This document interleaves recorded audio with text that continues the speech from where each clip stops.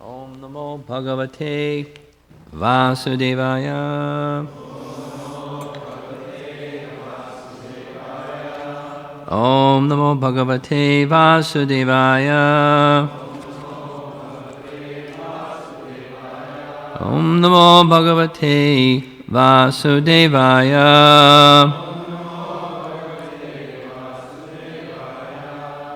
I'm going to chant together text 20, Canto 9, Chapter 11. Lord Ramacandra rules the world. Nedam yaso raghupate sura yachnayata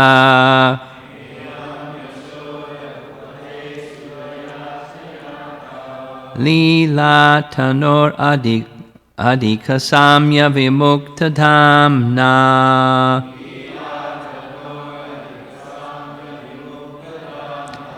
Raksho vadho jaladi badhanam astrapungai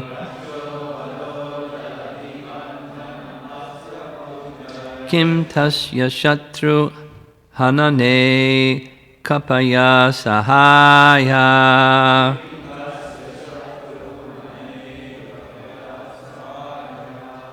Nedam yasho raghupate sura yachna yata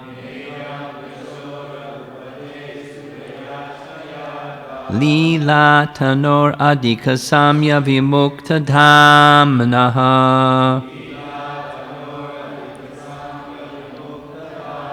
Raksho vadho jaladi badhanam astrapugai Kim tasya shatru hanane kapaya sahaya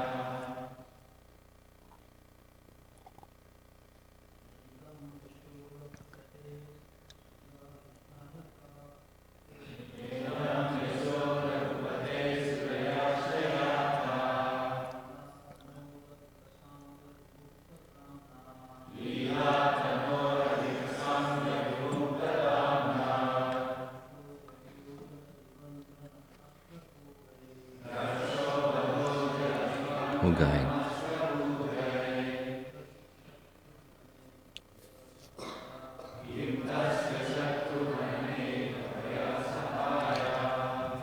Ladies?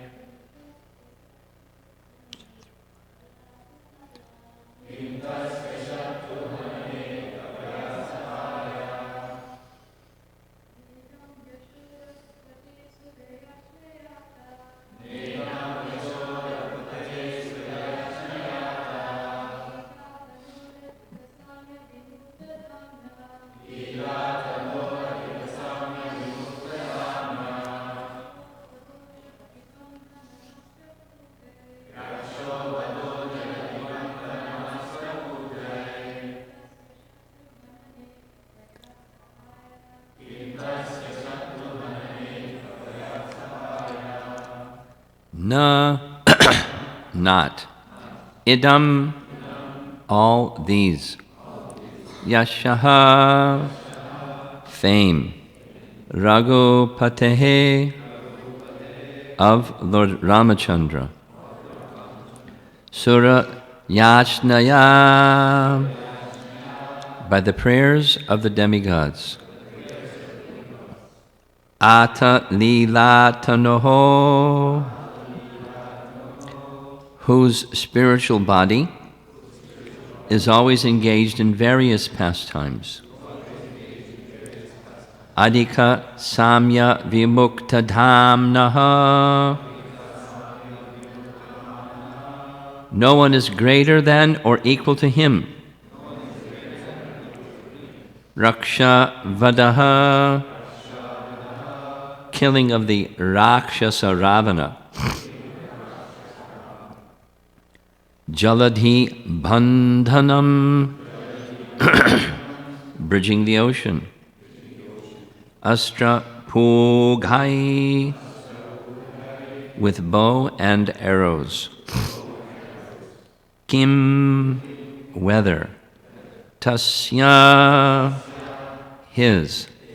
Shatru Hanane, in killing the enemies. Kapayaha, the monkeys. Sahaya, assistance. Translation. Lord Ramachandra's reputation for having killed Ravana with showers of arrows at the request of the demigods, and for having built a bridge over the ocean, does not constitute the factual glory of the Supreme Personality of Godhead, Lord Ramachandra, whose spiritual body is always engaged in various pastimes. Lord Ramachandra has no equal or superior, and therefore he has no need to take help from the monkeys to gain victory over Ravana. Purport by Srila Prabhupada. As stated in the Vedas, Svetashvatara Upanishad 6.8, Natasya karyam karanam cha vidyate, natat samashabhyadikashya trishyate, parasya shaktir vividaiva shruyate, swabhavaki jnana balakriyacha. Translation. The Supreme Lord has nothing to do, and no one is found to be equal to or greater than him.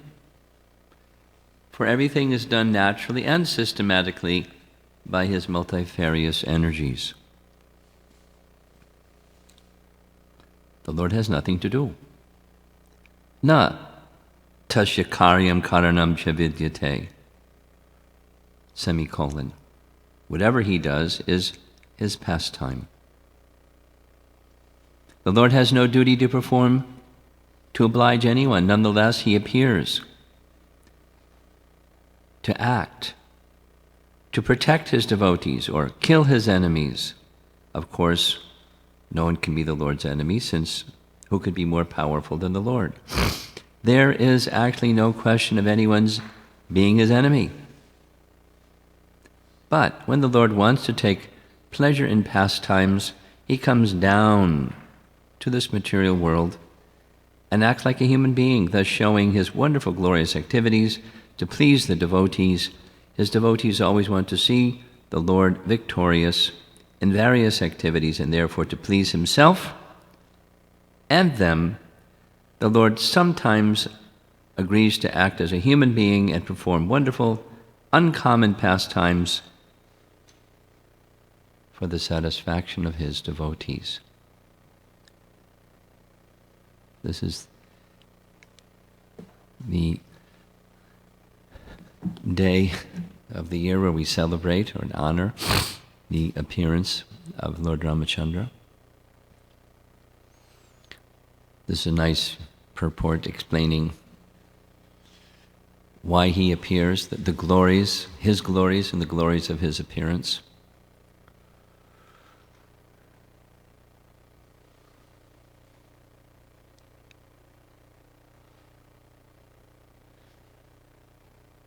probably most of you know, but it's really fascinating in one sense that Valmiki wrote the Ramayana prior to Lord Ramachandra's appearance. In what yuga did Lord Ramachandra appear? Treta Yuga. And Valmiki lived in Satya Yuga. He performed the austerities that he performed for 40,000 years, after which he wrote Ramayana, before the pastimes happened. Pretty cool, huh? And then they happened. And this means the pastimes of Lord Ramachandra are literally eternal. And then sometimes they're manifest, and sometimes they're not manifest.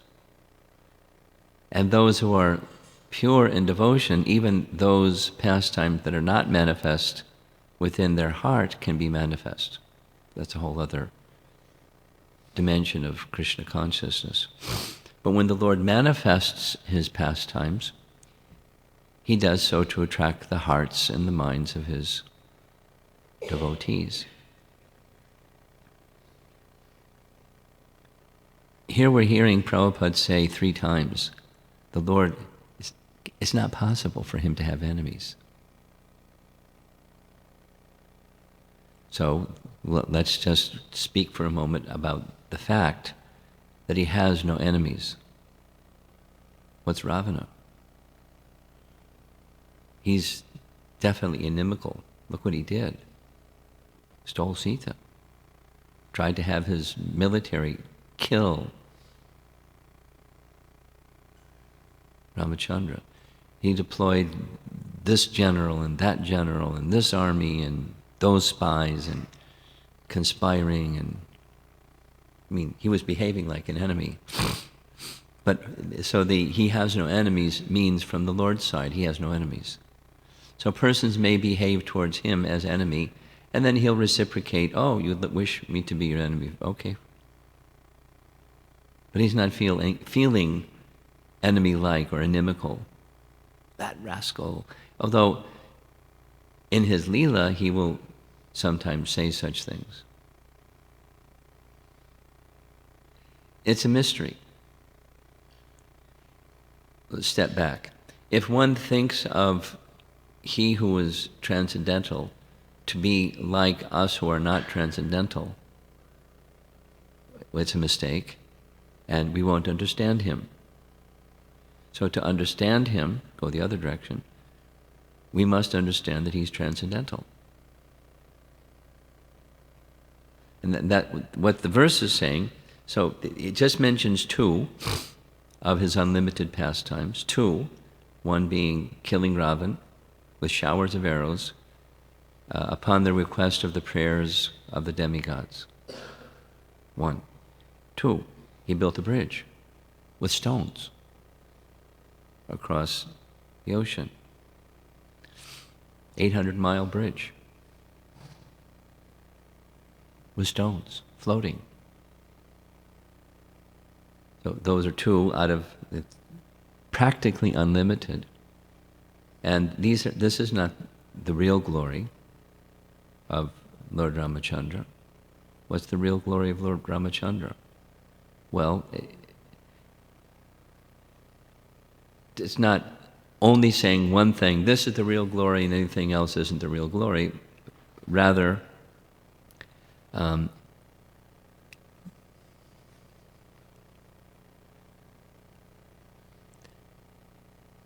Lord Ramachandra, whose spiritual body, so that's one of his glories, or a primary feature of his glories. His body is Satchitananda. And therefore, with his Satchit Ananda body, he does wonderful pastimes. And these wonderful pastimes are exactly that. Wonderful pastimes. At the same time, he appears to be mortal. although his body isn't mortal. And it's mystery. It's not exactly the glory. The glory is he's Satchitananda Vigraha. Who can say that? Satchitananda Vigraha. He's the Supreme Personality of Godhead.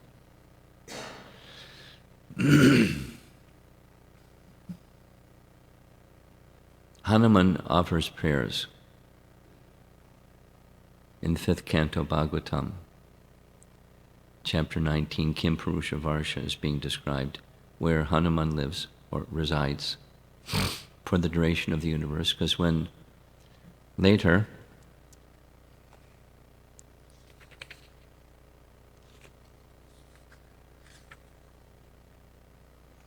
text 22, this is text 20. Text 22 says, Lord Ramacandra returned to his abode, to which bhakti yogis are promoted.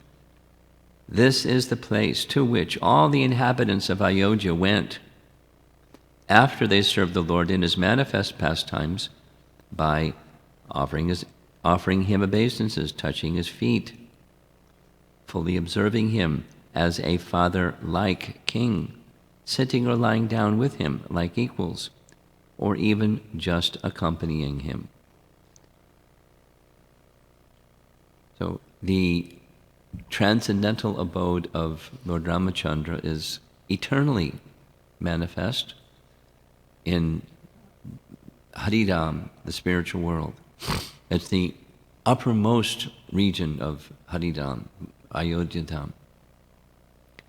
And when he returned, his associates returned with him, something like 60,000 some. He ruled for 60,000 years and millions returned with him, except for one. Who stayed? Hanuman. Lord Ramacandra requested him or instructed him, you stay and sing my glories for the duration of the entire universe, as long as the sun shines. Sing my glories here in this realm. So that's what Hanuman is doing, fulfilling the instruction of Lord Ramacandra. But the pastimes of Lord Ramacandra, they're eternally being manifest in the spiritual world. And they're eternally being manifest, well, they're eternally going on in the material realm, and one who has qualified vision, they're taking place here. When we were in South India, we heard about the quality of devotion of King Kulashekara. King Kulashekara. What do you know about, when you hear the name King Kulashekara and think of what Prabhupada has said about King Kulashekara, what connects? He wrote some prayers, right? Mukundamala Stotra, those are his prayers. And Prabhupada loved those prayers. And you read those prayers and you understand why Prabhupada loved those prayers. There's so much in the mood of our sampradaya, although he's... Anyway, and King Kulashekara was a great devotee of Ram. He was a great devotee of Ranganath, but specifically also a great devotee of Ram. And when he heard, he had the Brahmins narrating the pastimes of Ram, and when he heard the pastimes of Ram, he was taking part in those pastimes. They were not like once upon a time in the past something happened. He was experiencing them in the present because they're eternal. That was his consciousness. It's fascinating. He heard about, the recitation of Ramayana, of Lord Ramacandra fighting the 14,000 Rakshasa warriors, great generals, Kara and Dushan and others, single-handedly, while Lakshman was guarding Sita. She was in a cave, and Lakshman was standing at the front of the cave to protect Sita. Ram is standing there fighting single-handedly against 14,000 powerful soldiers. King Kulashekara told his ministers, I can't sit here idly in my palace while Ramacandra is fighting against 14,000 soldiers. Gather the military at once. Quickly, let's go to Janastan and fight and help Ram. So they did, because he's the king. And faster, faster. The ministers were, it's a story. It happened in another yuga. What do we do with our king? Then these things would happen. So they sent a special envoy to go north, because that's where Janastan is geographically in comparison to where King Kulashekara's kingdom was. And the advance party came back. Good news, king. Battle is over. Ram killed all 14,000 soldiers. Sita's safe. Sita, Ram, and Lakshman are now together. Ram is so wonderful. Let's go back.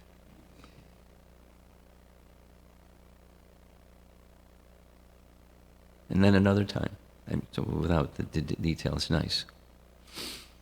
Well, the ministers, when they went back to their kingdom, ministers said, what are we going to do with our king?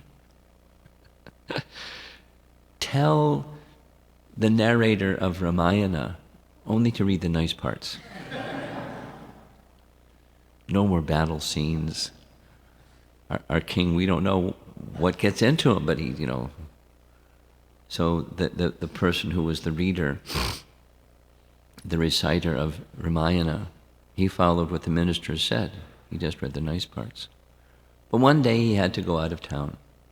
So he had his son take care of his service for the day. He just forgot to tell the son the instructions of the ministers. So that day his son was reading Sita is being kidnapped by Ravan. And when King Kulashekara heard the whole, and slaying of Jatayu and flying over Rishamukh mountain and dropping the jewels, Sita, and Sita's crying, Ram, Lakshman. He stood up. We must go at once. Sita, the goddess of fortune, my most beloved, the wife of my dear Lord Ramacandra, is in the clutches of this Ravana, and I'm sitting in my palace very comfortably, eating and sleeping and enjoying. We must go at once. Gather the army. And he grabbed his sword and held it over his head and mounted his horse and started charging. And the military had to follow their king. And they followed him and followed him and followed him and followed him. And when they got to the shore, and 800 miles away is Lanka, the king he got off his horse and started swimming, holding his sword over his head. Ravana, I will slay you. I will come and finish you. Get your hands off of Sita. You're a wicked person. And deep into the ocean, and the army standing at the edge of the ocean wondering, what do we do with our king? And then in the sky, Ramchandra appeared with Sita by his side and said, King Kulashekara, it's okay. Ravana has been slain, and all of the Rakshasa horde has been slain, and I'm again with Sita. See, here's Sita. Everything is okay. You can go back to your palace now. He was so happy, but he was so deep in the water. So Ramchandra descended, lifted up King Kulashekara, and brought him to the shore, and then disappeared. And the story goes on. The point is, these are not just, once upon a time.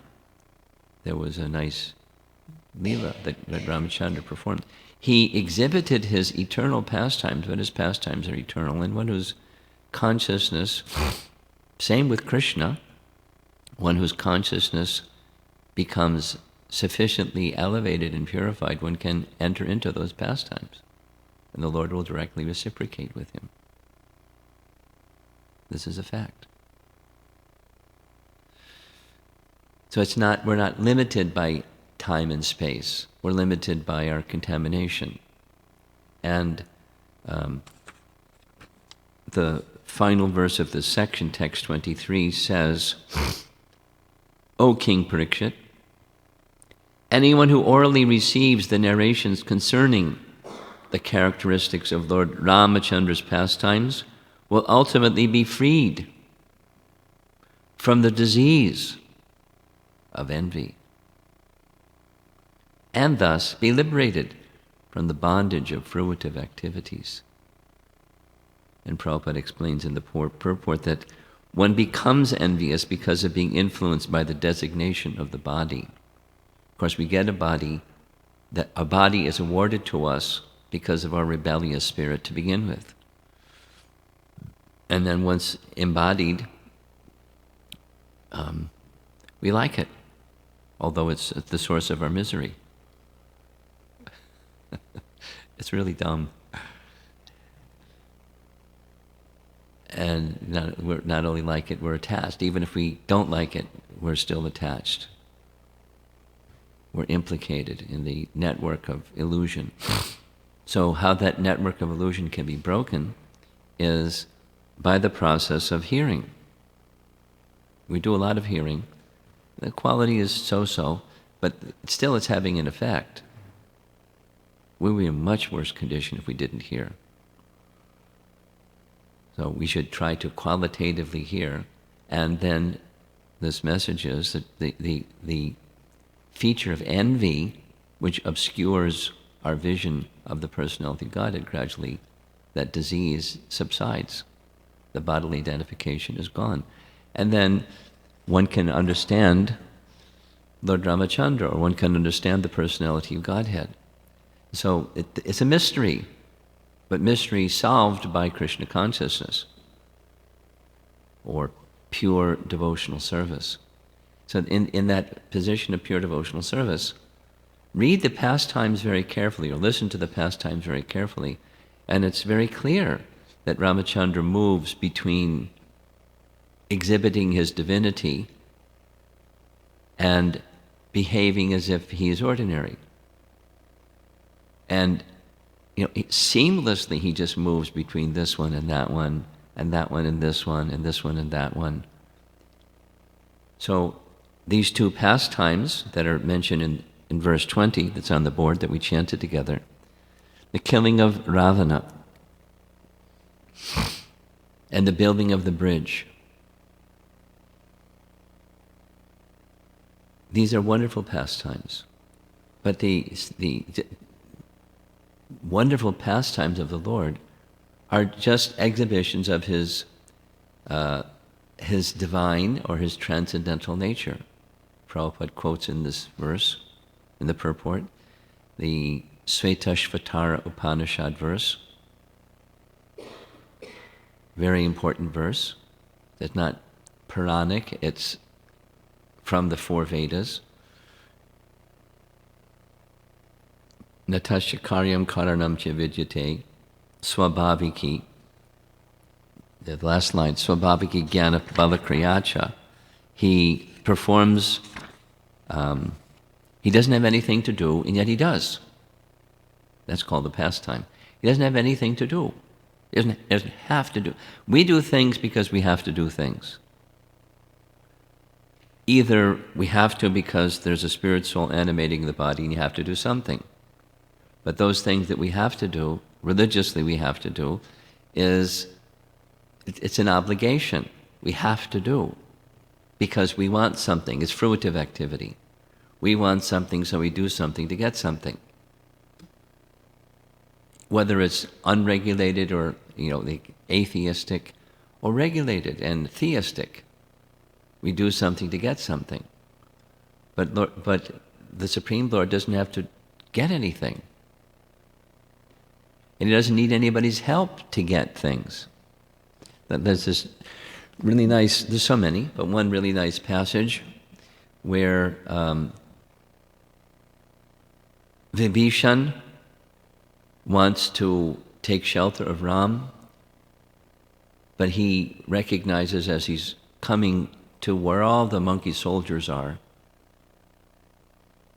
Vibhishan is a warrior, a Kshatri. He's got, a huge warrior's body, and behind him are 4 ministers.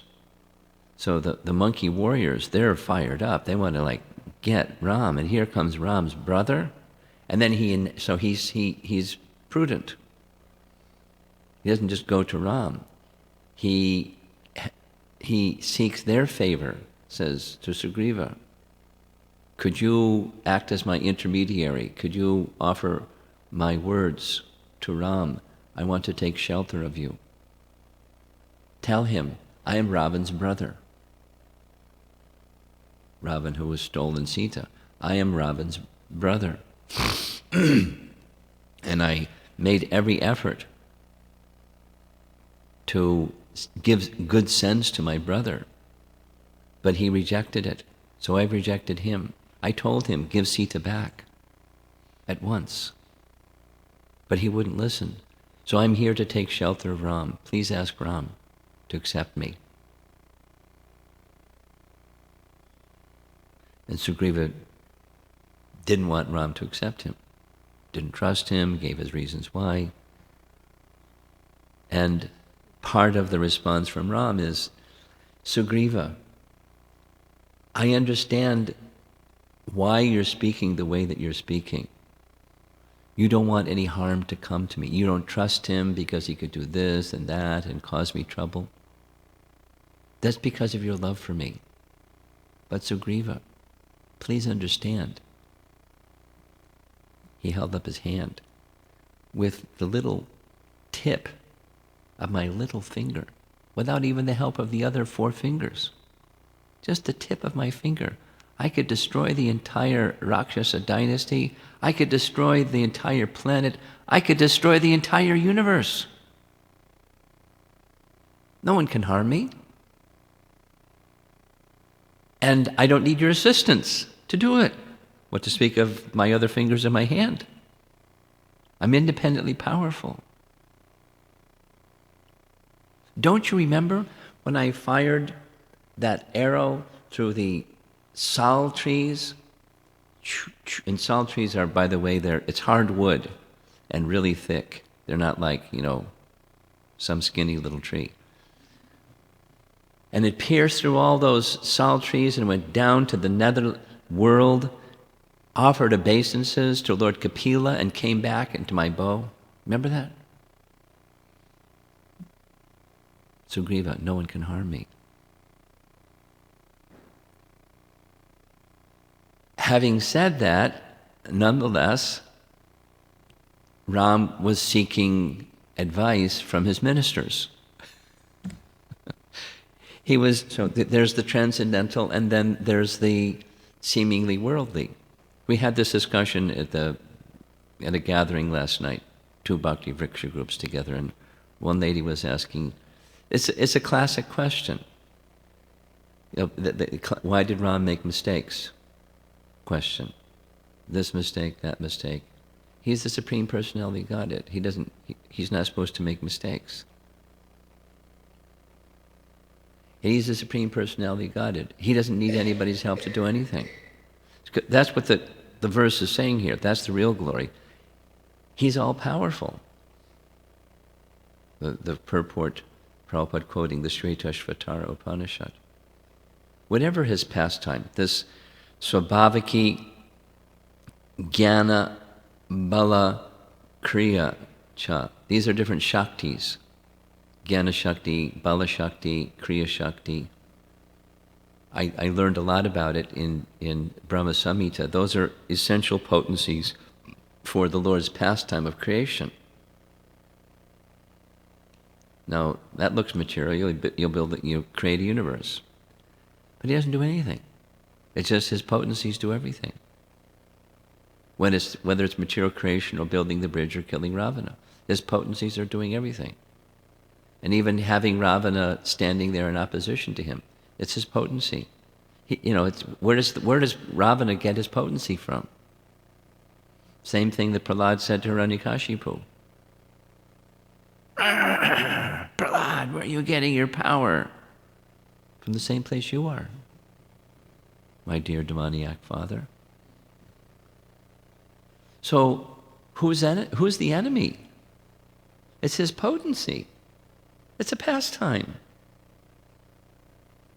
It's a pastime.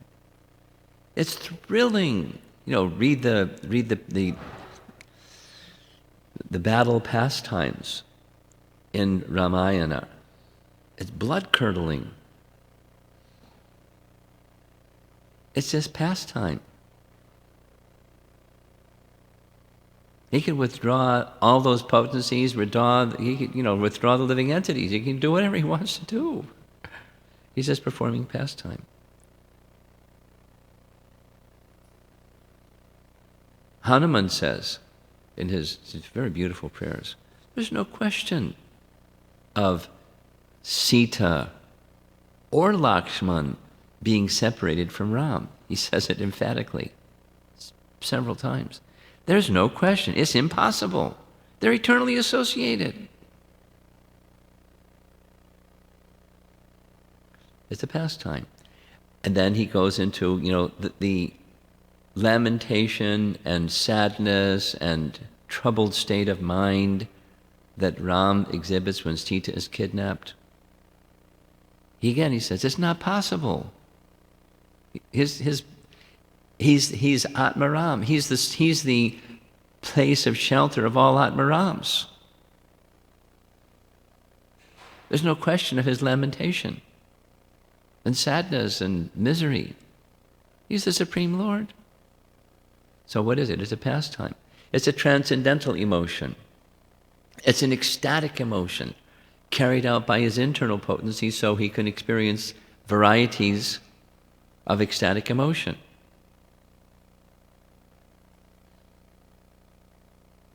So there's an external, just like with Chaitanya Mahaprabhu's pastimes, we read, it's a little esoteric when you first read it. There's external and there's internal reasons for Lord Chaitanya's appearance. There's 3 and 3 that are named in Chaitanya Charitamrita. Lord Chaitanya appeared to establish the Yuga Dharma. Lord Chaitanya appeared to fulfill the call of Advaita Acharya for him to appear and correct the disturbances in the age of Kali. He appeared to give love of God as the residents of Vrindavan are experiencing love of God, the giver of love of God in that manner or that variety. And then he had his internal reasons. So Ramacandra, similarly, external, he's teaching lessons. He's teaching the ideal king. He's teaching us about life through his pastimes. He's teaching us about loving relationships and how he does different things to enhance loving relationships so that when we're in difficulty, we can understand the hand of the Lord is behind all this to strengthen our shelter-taking in him, or so many other ways of strengthening, enhancing loving relationships. Having us become freed from our contaminations so that there's purity in our relationship with him, shelter only in him. Akinchana-tvam, having no other shelter but him. Ananya gati-tvam. Ananya gati, having no other goal but that one thing, shelter in him. We're not there. So things happen so we can get there. And this is the personality of Godhead's kindness in dealing with us. So he exhibits those similar things in his pastimes. The lady at our gathering last night was wondering, She understood it, but she was kind of like not understanding it, So why did Ramacandra engage monkey warriors? To give them some service. Why did he ask Vibhishan how to cross the ocean? Do you have any recommendation? Yes, I have a recommendation. Samudra will help you. So then he performed a pastime that Samudra, 3 days of not helping him, he finally helped him. And then Samudra's advice was, Nala, he's the son of Vishwakarma, he'll know how to build the bridge. And he's right in your midst, just ask him, he'll help you. Oh, Nala, can you help me build the bridge? It's just giving him some service. Oh yes, I can help you build the bridge. A fantastic bridge. And it wasn't like, construction that normally takes place in India. How long it takes to do something. It was done so quickly and amazingly. Pastime. And engaging others in his loving service. That's also part of his pastime. And same for us. We're being engaged in loving service. Krishna doesn't need our service. Whatever our service is. You cook an offering, or clean the floor, or distribute books, or dress the deity. Krishna doesn't need our service. It's our good fortune that we have some service to do. That's the reality. And he's very kind. He engages us in service. Instead of the misguided activities that we would otherwise be engaged in, causing misery for ourselves and others.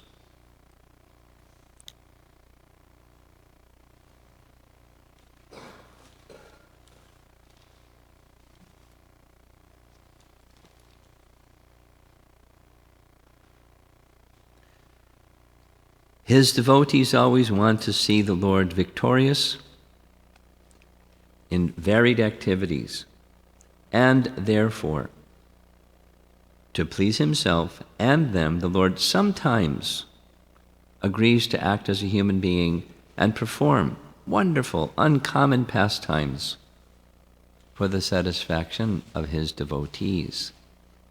When Prabhupada, just to end with this, Prabhupada, on several occasions, several lectures, he analyzed the different reasons for Krishna's appearance. Pritranaya sadhunam vinashaya chaduskatam dharma sangstapanarpa. So Krishna can do those things through the agencies of others. He can empower someone, or he can do it through someone, send someone. So the real purpose of his appearance is to stir the hearts, reciprocate with the loving propensity of his devotees, and awaken the loving propensity of others to draw their attention to the spiritual world and give us wonderful topics for hearing and chanting. It's another purpose altogether. Transcendental, loving reciprocation with his devotees and stirring the loving propensity in those who are not yet his devotees, or who have forgotten their position of devotion. Then this is a nice opportunity on Ram Navami, the Lord's appearance day, to remember him, become attracted to him, feel the love that he has for all the living entities that have captured in this dark place, the material world. He's come to lift us from that position. Any comments or questions?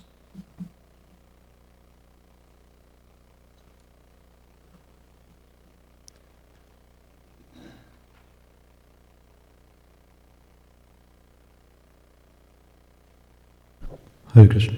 Thank you, Maharaj, for the class. I had two related questions. This is related to the section where you were saying how Lord Ramacandra explains to Sugriva why he should not be... Lord Ramacandra does what? He explains to Sugriva why he should not be concerned about Lord's protection. Okay. So I was just wondering, in Lord Krishna's pastimes in Vrindavan, we hear that the devotees are not conscious of his position as the Supreme Personality of Godhead. Yeah. In Lord Ramachandra's pastimes, are the devotees conscious of that fact, or they're not? More conscious of that fact. There's some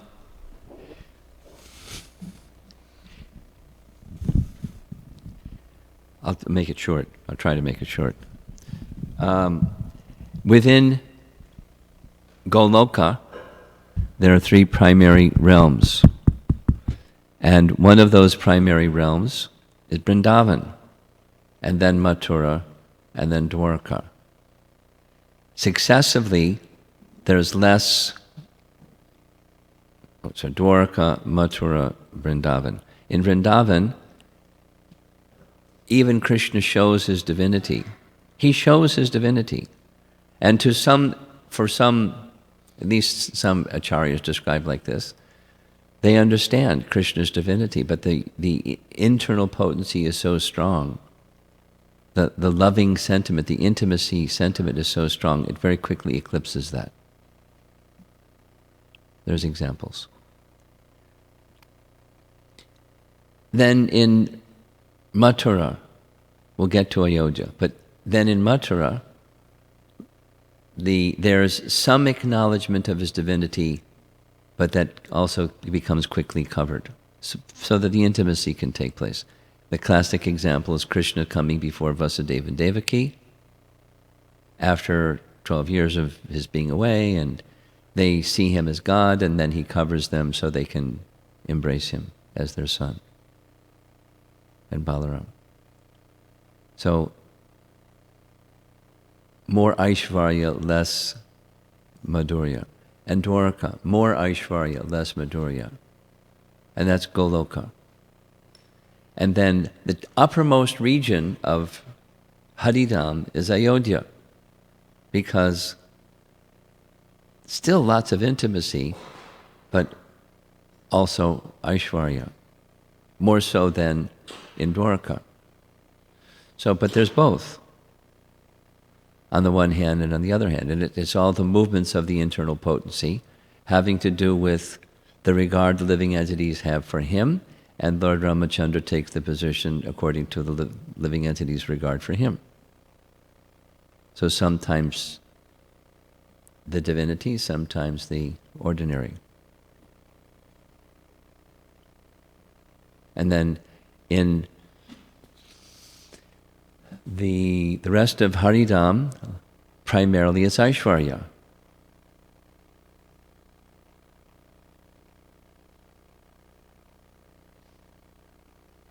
Thank you very much. You know, and in all the details, where's the mother and father of Narayana in Vaikuntha? And so on. Where are the demons? Etc. So those pastimes they're there corresponding with the nature of the love of the residents of those places, and the Lord shows his pastimes accordingly, reciprocating with their love, according to their love. It's the Lord's perfect arrangement for each one of us. Something else?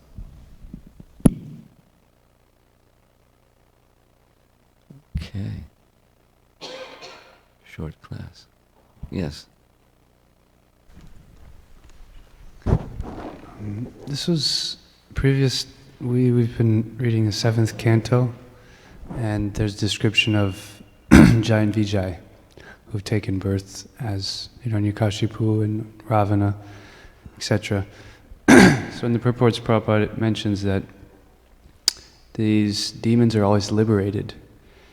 And there's some points how we were having just a discussion the other day in one of our classes about the concept of accruing karma. Can they accrue karma?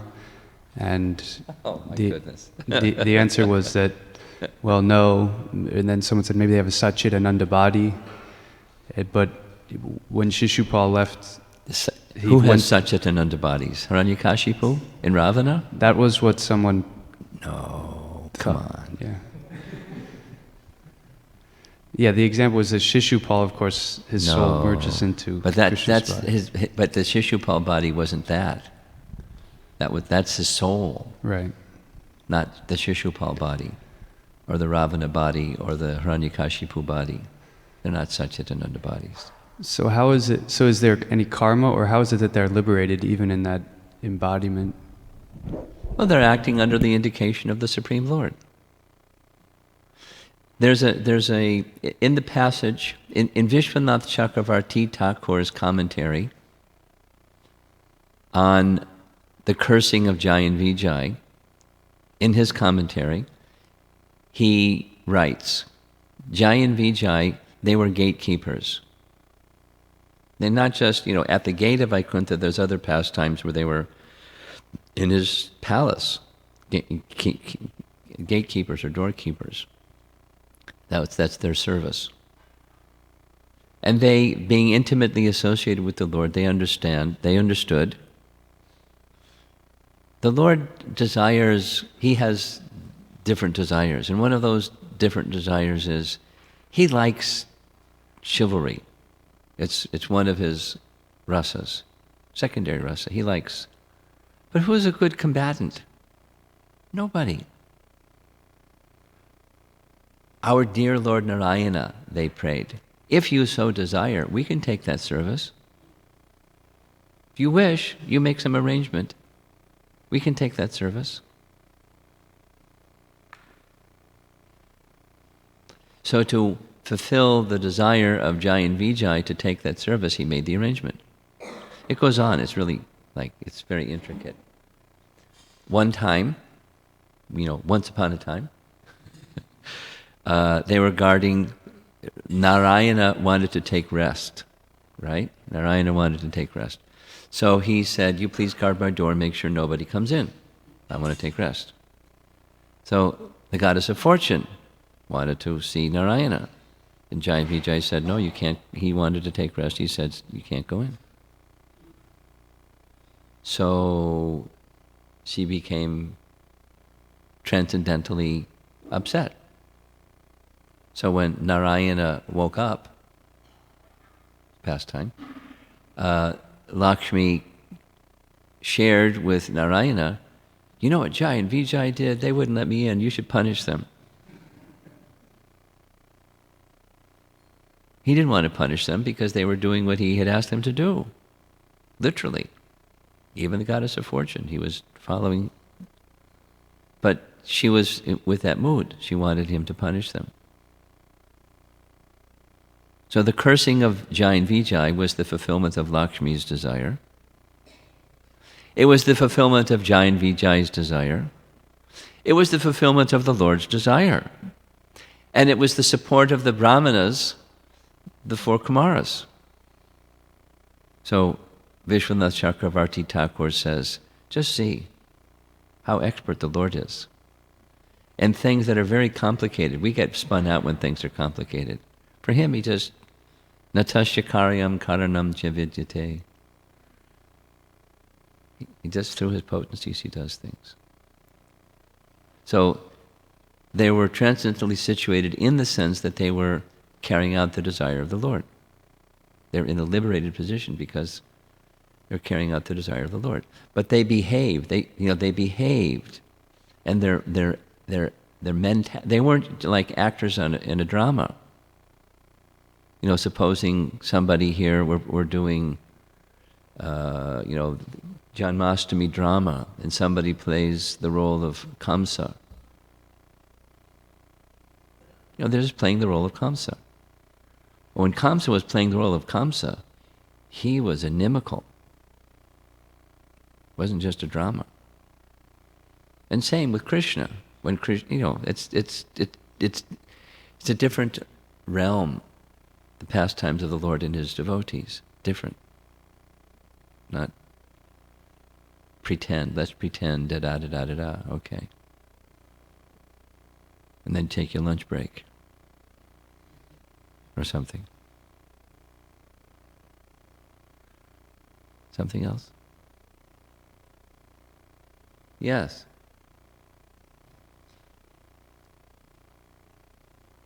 With his apron on. Hey Krishna, I was listening from downstairs, but I'm really glad that Acharya Prabhu brought up this point, because we were discussing it in a class, and the confusion really stems from this. Which confusion?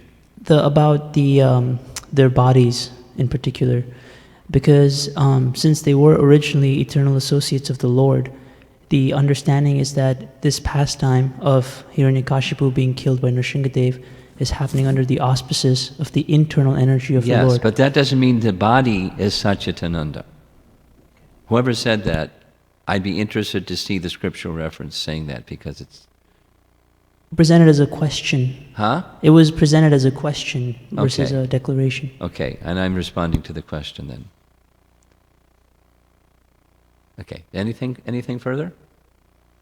Something further.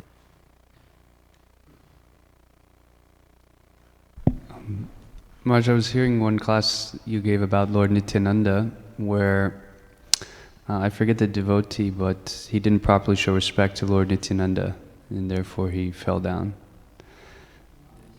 It's right in Chaitanya Charitamrita. So the point being that one has to worship Lord Nityananda with the exact same devotion as Lord Chaitanya. One has to approach him in the same way.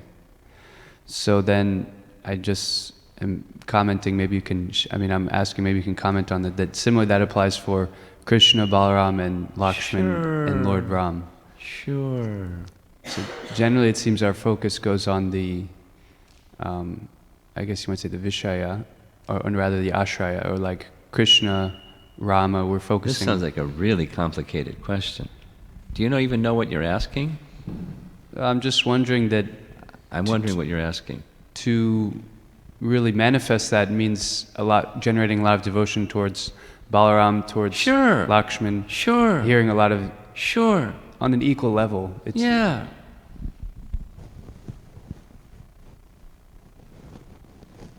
Thank you.